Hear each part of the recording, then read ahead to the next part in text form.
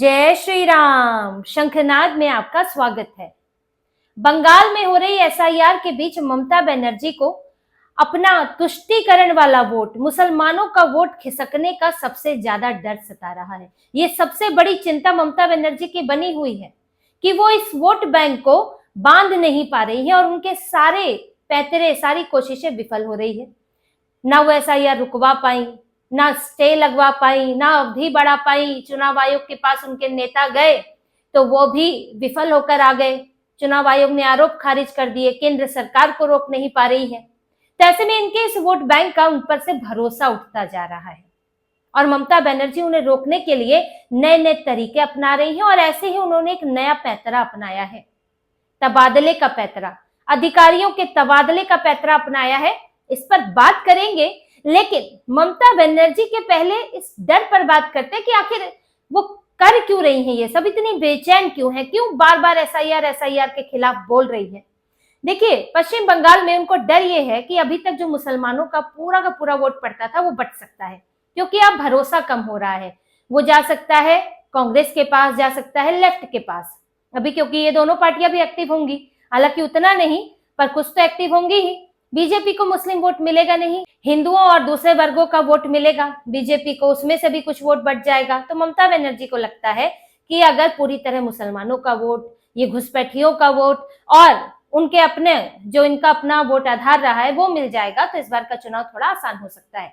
लेकिन मुश्किल ये हो गई है कि अब घुसपैठिए इनके ऊपर से भरोसा खो रहे हैं, मुसलमान भी इनके ऊपर से भरोसा खो रहे हैं, क्योंकि ममता बनर्जी का कंट्रोल जा रहा है। जिस तरह से चुनाव आयोग ने सारी जिम्मेदारी अपने हाथ में ली है, पुलिस अधिकारियों को निर्देश दिए जा रहे हैं, बीएलओ की सुरक्षा के लिए निर्देश दिए गए, यहाँ पर मुख्य सचिव से मुलाकात की गई, पुलिस अधिकारियों के साथ बैठक की गई। तो उससे अब ये सीमावर्ती जिलों में संदेश जा रहा है कि ममता बनर्जी के हाथ में तो कुछ है ही नहीं। अब तो ना पहले की तरह वोटर लिस्ट बन रही है, ना तो नया वोटर आईडी कार्ड इतनी आसानी से बन रहा है, जो बने हुए कागज हैं वो भी बेकार हो रहे हैं, ऊपर से डिटेंशन कैंप में जाने का डर लग रहा है। तो ऐसे में ममता बनर्जी किस काम की, टीएमसी की सरकार किस काम की इनके लिए, बांग्लादेशियों, रोहिंग्याओं के लिए वो उन्हें सुरक्षा ही नहीं दे पा रही है। अभी तक तो पूरे राज्य पर कंट्रोल था, पुलिस अधिकारी, सारा प्रशासन ममता बनर्जी का। यहाँ पर रैकेट चल रहे हैं, कुछ नहीं फर्क पड़ रहा है, घुसपैठी आके बसे हुए हैं, कोई फर्क नहीं पड़ रहा है। लेकिन अब सेंध लग रही है, अब ममता बनर्जी की पकड़ कम हो रही है, केंद्र सरकार सुरक्षा अपने हाथ में ले रही है। धीरे धीरे सीमावर्ती इलाकों में बीएसएफ को और ज्यादा मजबूत किया जा रहा है और साथ ही अभी तो राज्यपाल से रिपोर्ट मंगाई जा रही है, उस रिपोर्ट के आधार पर गृह मंत्रालय और फैसले लेगा। तो ऐसे में घुसपैठिए दौड़ लगा रहे हैं। अब उन्हें, ममता बनर्जी को डर ये है कि सिर्फ घुसपैठी मुसलमान की बात नहीं है, जो सीमावर्ती इलाकों में पूरा माहौल है कि यहाँ पर हर इलाका संवेदनशील है, यहाँ पर ईडी के अधिकारियों पर पत्थर बरस जाते हैं, यहाँ पर हिंदुओं के घर जला दिए जाते हैं, दंगे फसाद होते हैं, पुलिस तक नहीं घुस पाती है। तो अब ये नहीं होगा अगर यहाँ पर सत्ता परिवर्तन हो गया और या ऐसे हालात बने रहे। तो ऐसे में कुछ वोट बैंक तो जा रहा है इनका बांग्लादेश वापस, और कुछ ही अभी ये सोच रहे हैं, और खास तौर से इनके बड़े नेता, कि अगर यहाँ पर सरकार बदल गई तो फिर हम पर भी कार्रवाई होगी। और फिर कार्रवाई कैसी होगी? यूपी जैसी।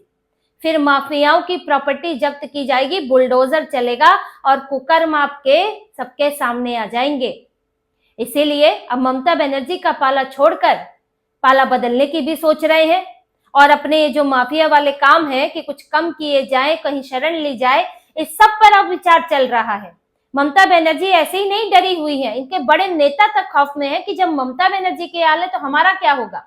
और ऊपर से वहां पर अब ममता बनर्जी को अकेले नहीं है, वो कंपटीशन है, एआईएमआईएम भी है, फुरफुरा शरीफ वाले भी हैं, तो ये सब भी वोट काटेंगे इनके। तो ममता बनर्जी ने इसीलिए क्या सोचा है कि इस स्थिति को बदला कैसे जाए, कैसे दिखाया जाए कि पुलिस मेरी है, प्रशासन मेरा है। उन्होंने तबादले किए हैं, 40 अधिकारियों के, पुलिस अधिकारियों के तबादले किए हैं। और ये तबादले अधिकतर कहाँ हुए हैं? सीमावर्ती इलाकों में, वही उत्तरी दिनाजपुर, मालदा, मेदिनीपुर, झारग्राम, इन्हीं इलाकों में। और छोटे मोटे अधिकारी नहीं, SP, superintendent of police, DIG, IG rank के अधिकारियों के तबादले किए हैं 10 जिलों के अंदर और अधिकतर सीमावर्ती इलाकों में। तो ये दिखा रही है कि मेरा ही नियंत्रण है, अब भी पुलिस अधिकारियों को मैं ही नियंत्रित कर रही हूँ। मैं ही उनके तबादले कर रही हूं और तुम सरकार के अंदर हो, जहां अधिकारी अभी तक बीएलओ की सुरक्षा से लेकर कुछ और निर्देश चुनाव आयोग की तरफ से आ रहे थे। सामान्य व्यवस्था एक अलग बात है, वो तो पुलिस देख ही रही है, जो अपराध है सामान्य अपराध रोकना, व्यवस्था बनाए रखना। लेकिन इस वक्त तो सबसे बड़ा मुद्दा एसआईआर है, चुनाव है, उसमें पुलिस अधिकारी चुनाव आयोग से भी निर्देश पा रहे थे। तो ममता बनर्जी ने तबादलों के जरिए दिखाया है कि नहीं, पुलिस अधिकारी तो मेरे ही तहत आते हैं, और उनको भी दिखाया है कि तुम्हें केंद्र से डरने की जरूरत नहीं है, मैं ही तबादले करूंगी, मैं ही नियुक्त करूंगी, मैं ही अगर जरूरी पड़ा तो सस्पेंड करूंगी। ये सिर्फ हंगामा मचाने के लिए है। और इसी हंगामे के लिए ममता बनर्जी के नेता 10 लोगों का प्रतिनिधिमंडल पहुंचा था चुनाव आयोग के पास और अपनी शिकायतें की। 5 बातें इन्होंने चुनाव आयोग से कही कि बीएलओ की आत्महत्या हो रही है, बीएलओ परेशान है, वर्कलोड ज्यादा है, 40 बीएलओ आत्महत्या कर चुके हैं। लेकिन चुनाव आयोग ने कहा कि ये तो पुलिस की जांच का विषय है, ये तो आरोप है। अब जब आपकी पुलिस है, आप जांच कराइए। यहाँ तो कोई चिट्ठी भी छोड़कर जाता है आत्महत्या की, तो उसकी जांच होती है कि आत्महत्या है कि नहीं, और किसी ने क्या उकसाया है, पीछे वजह क्या है, ये सब चीजों की जांच होती है कि आत्महत्या है या हत्या है। आप इसको सीधे सीधे बिना जांच के कैसे कह रहे हैं? इतनी तुरंत आपने जांच करा ली, आपकी पुलिस की रिपोर्ट लाए, चार्जशीट दायर होगी, पुलिस ये पता तो करेगी कि आखिर वजह क्या है। यहाँ तो एक हवाई बातें चल रही है। तो चुनाव आयोग ने कहा कि आपकी पुलिस, आप जांच कराएं और देखें कि आत्महत्या हुई है कि क्या हुई है और वाकई क्या वजह है इसकी। दूसरा, इनका कहना था कि फॉर्म 8 और फॉर्म 7 क्यों भरवाया जा रहा है दोबारा, जो मृतकों के लिए है और जो पलायन कर चुके लोगों का नाम हटाने के लिए है।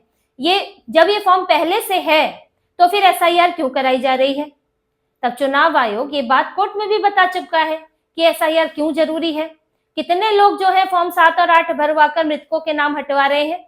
यहाँ तो सालों साल से चलता आ रहा है, कोई मर गया 10 साल हो गए, 15 साल हो गए, नाम चला ही आ रहा है। पलायन कर चुके लोग, कितने लोग जो है ये फॉर्म भरकर नाम हटवाते हैं।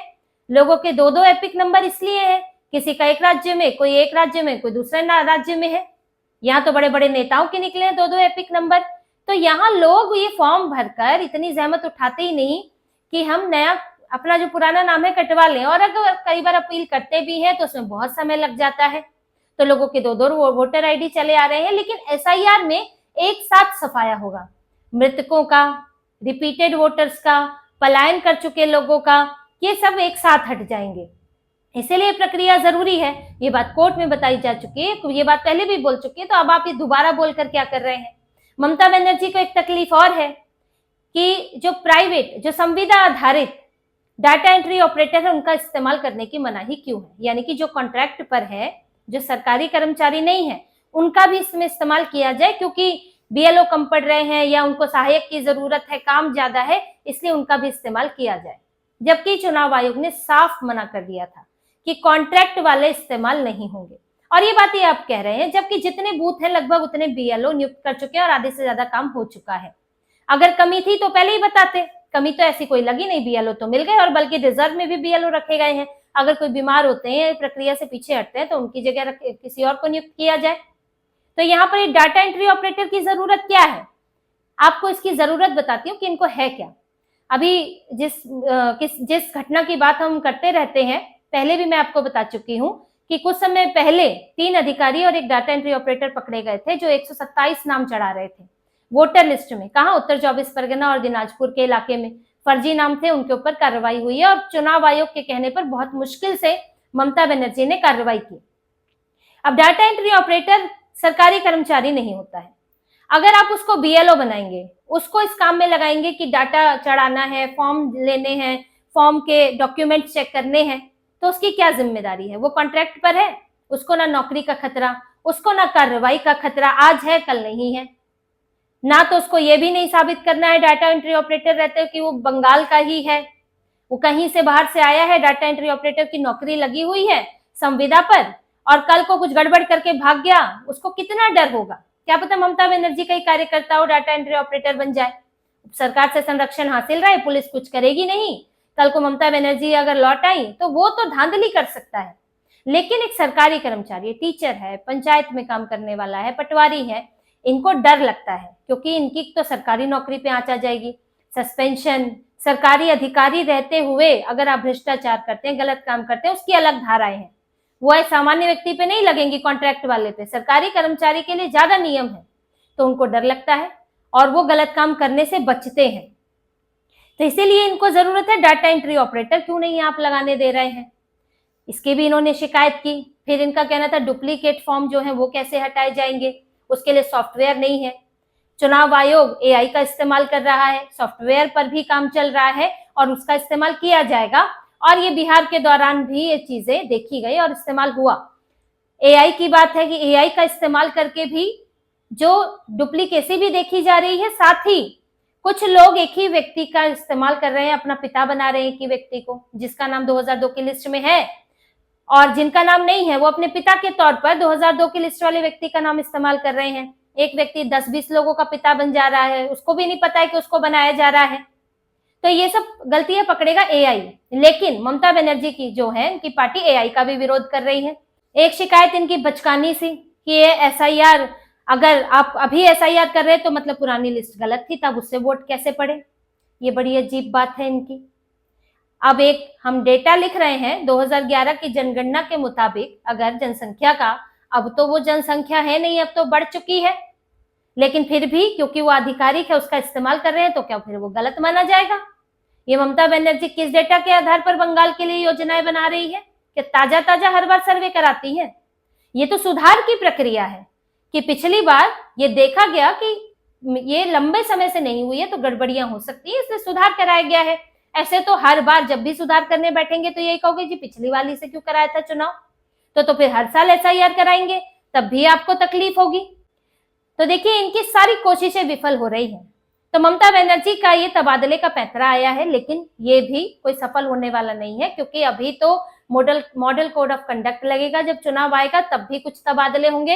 इसी सब में ममता बनर्जी फंसी हुई है, एसआईआर को ही मुद्दा बनाने की कोशिश कर रही है, लेकिन एसआईआर जब घुसपैठियों से जुड़ता है तो वो ममता बनर्जी के खिलाफ ही जाता है। और ये ममता बनर्जी जब तक इसको उठाती रहेंगी, उनको चुनाव में इसका नुकसान उतना ही ज्यादा झेलना पड़ेगा। तो इसी तरह की और खबरें और विश्लेषण आपके लिए लाते रहेंगे। हमसे जुड़े रहिए, सब्सक्राइब कीजिए, कमेंट कीजिए। बहुत बहुत धन्यवाद। जय श्री राम।